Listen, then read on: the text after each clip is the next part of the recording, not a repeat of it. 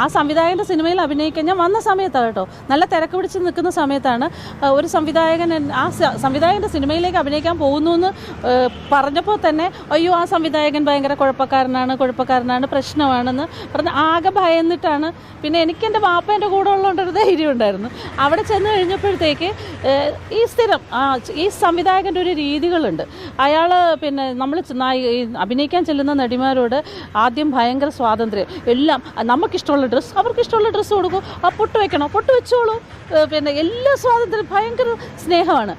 പക്ഷേ പിന്നീട് പുള്ളി നമ്മളോട് റൂമിലേക്ക് ചെല്ലാൻ ആവശ്യപ്പെടും, ഫോണിലൂടെ റൂമിലേക്ക് ചെല്ലാൻ ആവശ്യപ്പെട്ടപ്പോൾ ഞാൻ എൻ്റെ ഫാദറിനെയും കൊണ്ടാണ് ചെന്നത്. ഇല്ല അദ്ദേഹം മരിച്ചുപോയി. അതുകൊണ്ട് പിന്നെ അത് പറയുന്നതിൽ അർത്ഥമില്ല. ഞാൻ അന്ന് തന്നെ പിന്നെ പ്രതികരിക്കുകയും ചെയ്തതാണ്. പിന്നെ സെറ്റിൽ വരുമ്പോൾ ഈ വ്യക്തി വളരെ മോശമായി നമ്മളോട് പെരുമാറും. നമ്മൾ നന്നായിട്ട് അഭിനയിച്ചാലും മോശമാണെന്ന്